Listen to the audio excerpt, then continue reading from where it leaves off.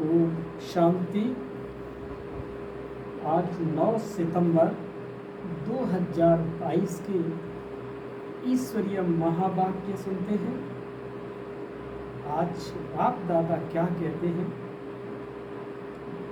कि मीठे बच्चे, जब तक जीना है तब तक पढ़ना है, सीखना है। तुम्हारी पढ़ाई ही है पावन दुनिया के लिए और पावन बनने के लिए। हेडलाइन सुनी, जब तक जीना है तब तक पढ़ते रहना है, सीखना है। तुम्हारी पढ़ाई ही है पावन दुनिया के लिए, इसलिए पावन बनने के लिए सदैव पढ़ाई पढ़ते रहना है। आज का प्रश्न है कि बाप किस गुण में बच्चों को आप समान बनाने की शिक्षा देते हैं? तो आंसर है, बाबा कहते बच्चे जैसे मैं निरहंकारी हूँ ऐसे तुम बच्चे भी मेरे समान निरहंकारी बनो। बाप ही तुम्हें पावन बनाने की शिक्षा देते हैं और पावन बनने से ही बाप समान बनेंगे। दूसरा प्रश्न है, जब बुद्धि अच्छी बनती है तो कौन से राज बुद्धि में स्वतः बैठ जाते हैं? जब बुद्धि अच्छी बनती है तो कौन से राज स्वतः बुद्धि में बैठ जाते हैं? तो उत्तर है, मैं आत्मा हूँ। ये पहला फाउंडेशन ही है ज्ञान का कि मैं आत्मा हूँ और मेरा बाप परमात्मा क्या है, उनका पार्ट क्या है, आत्मा में कैसे अनादि पार्ट भरा हुआ है जो बजाती ही रहती है। ये सब बातें अच्छी बुद्धि वाले ही समझ सकते हैं। ठीक है, धीरज धर मनुआ, अब सुख के दिन आएगी अब। ओम शांति। बेहद का माँ बाप मिला तो धीरज मिला। किसको? आत्माओं को व जीव आत्मा बच्चों को। आत्मा एक छोटी सी बिंदी है और दुनिया में भी एक मनुष्य नहीं जिसकी बुद्धि में हो कि आत्मा एक बिंदी मिसल स्टार है। तुम जानते हो कि हमारी इतनी छोटी सी आत्मा में 84 जन्मों का 5000 वर्ष का पार्ट है। दूसरी आत्माओं में तो इतना पार्ट भरा हुआ नहीं है। मनुष्यों की बुद्धि कितनी कमजोर हो गई है जो समझती नहीं है। परमात्मा के लिए तो नहीं कहेंगे कि वो 84 जन्म व 84 लाख जन्म लेते हैं। नहीं, तुम बच्चे जानते हो कि इतनी छोटी सी आत्मा में 84 जन्मों का पार्ट मुंदा हुआ है। उसको कुदरत कहेंगे ना। कितनी छोटी सी आत्मा बिंदी है जिसमें सब जन्मों का अविनाशी पार्ट मुंदा हुआ है। वो कभी मिटता नहीं है, मिटने वाला भी नहीं है। कितना भारी बंडर है। तुम्हारे में भी कोई है जो इन बातों को जानते हैं फिर भूल जाते हैं। ये धारण करना औरों को समझाने के लिए। बाप परम पिता परमात्मा को करण करावनहार कहा जाता है। वह भी करते हैं सिखलाने के लिए। उनको निराकार निरंकारी कहा जाता है। उनका अर्थ भी कोई समझ न सके। यह गुण बच्चों को ही सिखलाते हैं। बच्चों को भी ऐसा निरहंकारी बनना है। ज्ञान सागर है तो ज्ञान भी सुनाना पड़े ना। अरे पतित पावन है तो जरूर आकर पतितों को ही शिक्षा देंगे। साधारण लोगों को तो नहीं देंगे, पतितों को ही शिक्षा देंगे पावन बनने की। जैसे सन्यासी शिक्षा देते हैं सन्यास करवाने के लिए, यह भी 5 विकारों का सन्यास करना है। पतित पावन ही आकर के शिक्षा देंगे, नहीं तो हम पावन कैसे बने। गाया भी जाता है जब तक जीना है तब तक सीखना है, पढ़ना है। स्कूलों में तो ऐसे नहीं कहा जाता है कि इसमें तो इस ही जन्म की पढ़ाई की प्रारब्ध भोगनी है। यहाँ तो कहा जाता है कि जब तक जीना है तब तक पढ़ना है, अंत में कर्मातीत अवस्था को पाना है। आत्मा को योग से ही पवित्र बनाना है। जितना योग में रहेंगे तो तुम्हारी आत्मा गोल्डन एज में जाएगी। फिर आयरन एज में न आत्मा को न शरीर को रहना है। हम पढ़ते ही हैं पावन दुनिया में आने के लिए। यह ऐसी गूढ़ी बातें हैं जो कोई कब समझा न सके। और तो मनुष्य क्या क्या करते रहते हैं, कभी हवन करते, कभी कुछ करते, कभी तीर्थ यात्रा करते। साइंस घमंडी कैसी कैसी चीजें बनाते हैं। स्टार मून पर भी जाने का पुरुषार्थ करते हैं। कल की भी मुरली में था स्टार मून पर। तुम समझते हो कि इनमें कोई जीवन मुक्ति नहीं मिलती है। क्या मिलती? ख्याति प्राप्त होती है, धन प्राप्त है, पैसा प्राप्त होता है, करके अल्पकाल क्षण भंगुर सुख मिलता है। एरोप्लेन से भी सुख मिलता है तो दुख भी मिलता है। कल एक्सीडेंट हो जाए तो दुख होगा, स्टीमर डूब जाए, ट्रेन का एक्सीडेंट हो जाता है, बैठे बैठे भी मनुष्य हार्ट फेल हो जाते हैं। सुख धाम तो है ही अलग, वहां सदैव सुख ही सुख है। इस दुनिया में जो भी सुख है वो है ही अल्पकाल काग्निष्ठा के समान। तुम बच्चों को अभी बहुत अच्छी बुद्धि मिली है कि मैं आत्मा क्या हूँ, मेरा बाप परमात्मा क्या है,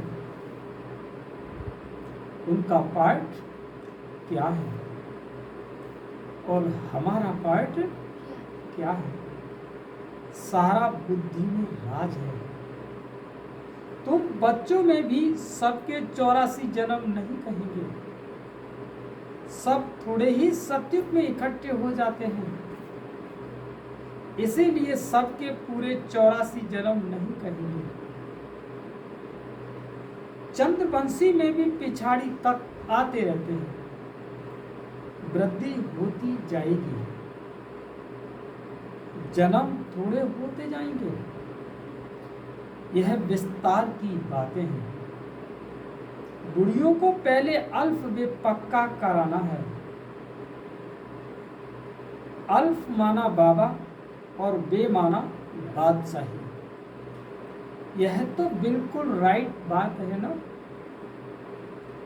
स्वर्ग की बादशाही थी, भारत सारे विश्व का मालिक था और कोई का राज्य नहीं था। जो रुद्र की माला बनती है वही फिर विष्णु की माला बन जाती है। यह ज्ञान तुम बच्चों को मिला है। आत्मा क्या है और परमात्मा क्या है, उनका रूप क्या है, क्या साइज है, ये सब बातें अभी तुम्हारी ही बुद्धि में हैं। आज तो बिल्कुल साधारण रीति से बाबा की कितनी छोटी सी आत्मा है, और परमात्मा को भी भक्ति मार्ग में बहुत मेहनत करनी पड़ती है। द्वापर से कलयुग अंत तक अथवा संगम के अंत तक कहेंगे, उनका पाठ चलता है। यह सब तुम जानते हो। तुम कहेंगे कि यह सब कल्प पहले भी हुआ था। आज से 5,000 वर्ष पहले भी हुआ था। एक अखबार में रोज डालते हैं 100 वर्ष पहले क्या हुआ। 100 वर्ष की बात तो सहज है, अखबारों से तो झट निकाल बताएंगे। वो है टाइम्स ऑफ इंडिया अखबार, तुम्हारी अखबार है टाइम्स ऑफ वर्ल्ड। यह अक्षर बड़ा अच्छा है, रोज लिख सकते हो आज से 5,000 वर्ष पहले क्या हुआ था। 5,000 वर्ष पहले जो हुआ था वही अब हुआ। ऐसे ऐसे लिखने से मनुष्यों को ड्रामा का पता तो पड़ जाए, मैगजीन में भी लिख सकते हैं। तुम बच्चों की बुद्धि में तो सारा राज है। आत्मा और परमात्मा का ज्ञान तो कोई भी मनुष्य में है नहीं, तो वह मनुष्य का क्या काम कर। तुम जानते हो मनुष्य ही 84 जन्म लेते हैं। पहले ब्राह्मण वर्ण, फिर देवता वर्णों में आते हैं। वर्ण तो यहाँ ही हैं, सूक्ष्म पतन में तो वर्णों की बात ही नहीं है। ब्रह्मा को प्रजापिता कहते हैं और विष्णु को प्रजापिता नहीं कहेंगे। ब्रह्मा द्वारा तो एडॉप्ट किया जाता है। विष्णु के 2 रूप, लक्ष्मी नारायण के तो 2 बच्चे पैदा होते हैं जो तख्त पर बैठते हैं, और शंकर को भी प्रजापिता नहीं कहेंगे। यह भी जानते हो जैसी जैसी भावना है वैसा वैसा साक्षात्कार हो जाता है। बाकी वहां कोई सर्प आदि की बात नहीं है, बैल भी वहां हो न सके। सूक्ष्म पतन में तो है ही देवता, और सूक्ष्म पतन में जाते हो बगीचा, फल आदि देखते हो। क्या वहां बगीचा है? बाबा साक्षात्कार कराते हैं, बाकी है नहीं। बुद्धि कहती है वहां सूक्ष्म पतन में झाड़ आदि हो न सके। यह जरूर साक्षात्कार होता है। साक्षात्कार भी यहाँ का कराएंगे। यह सब है साक्षात्कार, इसको जादूगरी का खेल कहते हैं। यह कोई ज्ञान नहीं। मनुष्य को बैरिस्टर बनाते हैं, वह कोई जादू नहीं कहेंगे। वह विद्या देते हैं कि ये तुम्हारे को मनुष्य से देवता बनाते हैं नई दुनिया के लिए, इसीलिए जादूगरी कहा जाता है। दिव्य दृष्टि की चाबी बाबा के पास होने कारण उनको जादूगर भी कहा जाता है। वो कहते हैं गुरु की कृपा है। मूर्ति से साक्षात्कार हुआ, उससे तो फायदा कुछ भी नहीं। यहाँ तो मेहनत कर स्वयं वह लक्ष्मी नारायण सीताराम बने हैं। यहाँ तुम आए हो सूर्यवंशी चंद्रवंशी डिनाइस्टी के रजवाड़े बनने। पहली मुख्य बात है, कोई नया आता है उसको बाप का परिचय दो। ब्रह्म तत्व महातत्व है, और शिव बाबा निराकार को कोई ब्रह्म तत्व नहीं कहेंगे। एक एक अक्षर का अर्थ है कि तुम ईश्वरीय बच्चे हो। ऐसे नहीं कि सब ईश्वर के रूप हैं, ये बाप बैठ समझाते हैं। बाकी साक्षात्कार आदि की तो चिट चैट है, इनकी आस नहीं रहनी चाहिए। समझते हैं कि अब खुद बाबा आया है तो साक्षात्कार करा देंगे, परंतु यह सब है फालतू। फिर साक्षात्कार न होने से नाउम्मीद हो पढ़ाई छोड़ देते हैं। साक्षात्कार में प्रिंस को देखते हैं तो समझते हैं कि हमको यह बनना है। खुशी हो जाती है, बहुत करके प्रिंस का ही साक्षात्कार होता है। अगर विचार किया जाए तो मुकुटधारी तो सब बनते हैं, मेल फीमेल में तो फर्क नहीं रहता। सिर्फ फीमेल को लंबे बाल हैं, थोड़ा शक्ल में फर्क है। आत्माएं कितनी हैं, एक का नाम रूप न मिले दूसरे से। आत्मा में अविनाशी पार्ट है जो कभी बदल नहीं सकता। ऐसे वंडरफुल खेल बना हुआ है कि जो एक का न पार्ट दूसरे से मिलेगा और ना ही पार्ट किसी का चेंज होगा। आत्मा को अविनाशी पार्ट मिला हुआ है। बाबा कितना सहज कर समझाते हैं। सिर्फ त्रिमूर्ति चित्र के सामने जाकर बैठो तो बुद्धि में सारा चक्र आ जाएगा। यह शिव बाबा है, यह ब्रह्मा है जिससे ब्राह्मण रचते हैं। अभी कलयुग है, फिर सतयुग आना है। चित्र के सामने खड़ा होने से जैसे कि सारे विश्व का खेल बुद्धि में आ जाता है। काव्य चक्र फिरता है, खेल में कौन कौन है सब मालूम पड़ जाता है।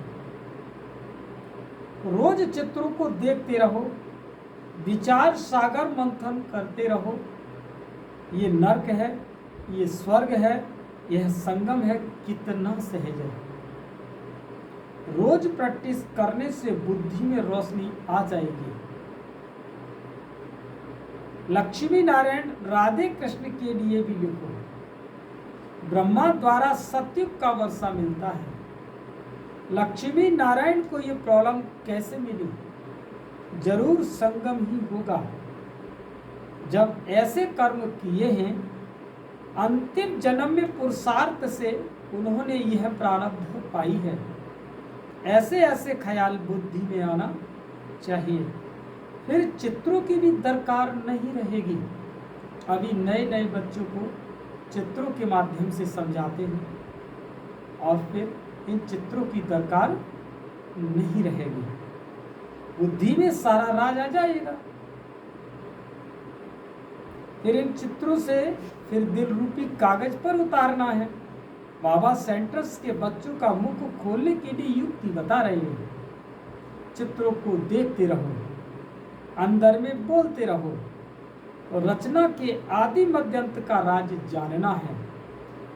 झाड़ में क्लियर है कि तपस्या यहाँ कर रहे हैं राजयोग की। यह मनुष्य से देवता बनते हैं।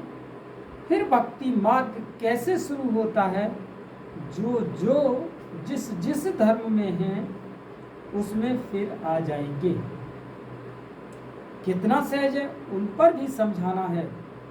आत्मा क्या है, परमात्मा क्या है, उनमें अनादि पाठ मुर्दा हुआ है। सतयुग में हम सुख का पाठ बजाएंगे, इतने जन्म लेंगे, शमशान में भी जाकर किसी को समझा सकते हो। जब तक मुर्दा जल जाए तब तक बैठ सत्संग करते हैं। तुमको कोई रोकेगा नहीं। बोलो आओ हम समझाएं। सुनकर बहुत खुश होंगे। बात करने वाले बहुत समझदार सयाने चाहिए। कहाँ भी जाकर तुम समझा सकते हो। समझाते हो बाबा बहुत अच्छी तरह है। तुम्हारे कच्छ बगल में सच है। मनुष्यों के कच्छ में झूठी गीता है। तुम्हारे बगल में सारे विश्व की हिस्ट्री ज्योग्राफी है। श्री कृष्ण के चित्त पर तुम अच्छी तरह समझा सकते हो। इनको श्याम सुंदर क्यों कहते हैं? आओ तो हम आपको कहानी सुनाएं, सुनकर बड़े खुश हो जाएंगे। भारत गोल्डन एज था, अब पत्थर एज है। सांवरा हो गया है, काम चिता पर बैठने से काला मुंह हो जाता है। तो ऐसे ऐसे समझाने से तुम बहुत कमाल कर दिखा सकते हो। तीनों चित्त भल साथ में हो, एक चित्त पर समझा कर फिर दूसरे चित्त पर समझाना चाहिए। ये बहुत सहज है, सिर्फ पुरुषार्थ की बात है। टाइम तो बहुत है, सवेरे मंदिरों में चले जाओ। आओ तो हम तुमको लक्ष्मी नारायण की जीवन कहानी सुनाएं। भक्ति मार्ग में यज्ञ तप तीर्थ आदि करते करते तुम एकदम कौड़ी मिसल बन पड़े हो। फिर शास्त्रों ने क्या सहायता की? हम आपको सच बतलाते हैं और सच की सहायता करते हैं। अच्छा, मीठे मीठे सिकी लदे बच्चों पर माता पिता बाप दादा का याद प्यार और गुड मॉर्निंग। रूहानी बाप की रूहानी बच्चों को नमस्ते। हम सभी रूहानी बच्चों की रूहानी माता पिता बाप दादा को याद प्यार गुड मॉर्निंग, नमस्ते नमस्ते नमस्ते। अब सुनते हैं धारणा के लिए मुख्य सार। पहला पॉइंट है कि पढ़ाई पर पूरा पूरा ध्यान देना है। बाकी साक्षात्कार आदि की आस नहीं रखनी है। नाउम्मीद बन पढ़ाई नहीं छोड़नी है। दूसरा पॉइंट है कि चित्रों को देखते विचार सागर मंथन कर हर बात को दिल में उतारना है। राजयोग की तपस्या करनी है। आज का वरदान है कि अपने मस्तिष्क पर सदा बाप की दुआओं का हाथ अनुभव करने वाले विघ्न विनाशक भव। अपने मस्तिष्क पर सदा बाप की दुआओं का हाथ अनुभव करने वाले विघ्न विनाशक भव। विघ्न विनाशक वही बन सकते हैं जिनमें सर्व शक्तियां हों। तो सदा ये नशा रखो कि मैं मास्टर सर्वशक्तिवान हूँ। सर्व शक्तियों को समय पर कार्य में लगाओ। कितने भी रूप से माया आए, लेकिन आप नॉलेजफुल बनो। बाप के हाथ और साथ का अनुभव करते हुए कंबाइंड रूप में रहो। रोज अमृत वेले विजय का तिलक स्मृति में लाओ। अनुभव करो कि बाप दादा की दुआओं का हाथ मेरे मस्तिष्क पर है, तो विघ्न विनाशक बन सदा निश्चिंत रहेंगे। और आज का स्लोगन है, सेवा द्वारा अविनाशी खुशी की अनुभूति करने और कराने वाले ही सच्चे सेवाधारी हैं। फिर से सुने स्लोगन, सेवा द्वारा अविनाशी खुशी की अनुभूति करने और कराने वाले सच्चे सेवाधारी भव। अच्छा, ओम शांति।